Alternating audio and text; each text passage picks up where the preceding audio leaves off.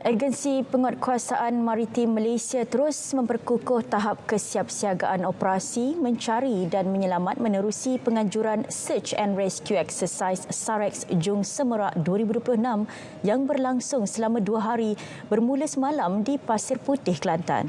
Bagi mendapatkan keadaan semasa, kita bersama Amirul Hafiz Rosli di lokasi. Baik, terima kasih. Ketika ini saya berada di pesisir pantai Tok Bali untuk program SAREX Jung Semerak 2026 dengan kerjasama maritim bersama dengan agensi sahabat, dan untuk perincian kita bersama dengan pengarah maritim Pahang yang juga SAR Koordinator MRAC Laksamana Pertama Maritim Haji Mazlan Mak Rejab. Apa khabar Tuan? Alhamdulillah. Terima kasih kerana sudi untuk bersama kami untuk hari ini Tuan. Boleh cerita sikit berkenaan dengan program hari ini Tuan? Ya, terima kasih kepada pihak RTM.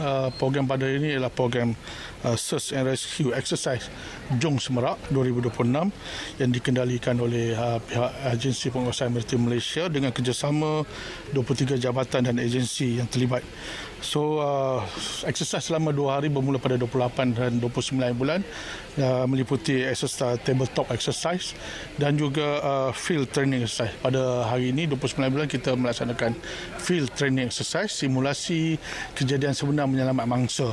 So pada hari ini kita untuk simulasi sebanyak 37 mangsa dan sebanyak 26 mangsa telah pun dijumpai dan 2 mayat yang telah pun meninggal, manakala lagi 9 hilang belum dijumpai. Itu adalah exercise yang kita laksanakan pada hari ini.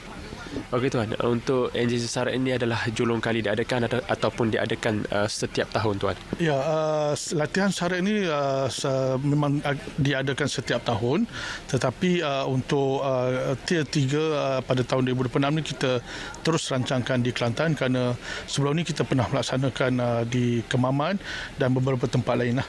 So untuk kali ini kita nak menguji ketangkasan agensi-agensi yang terlibat di dalam negeri Kelantan sendiri.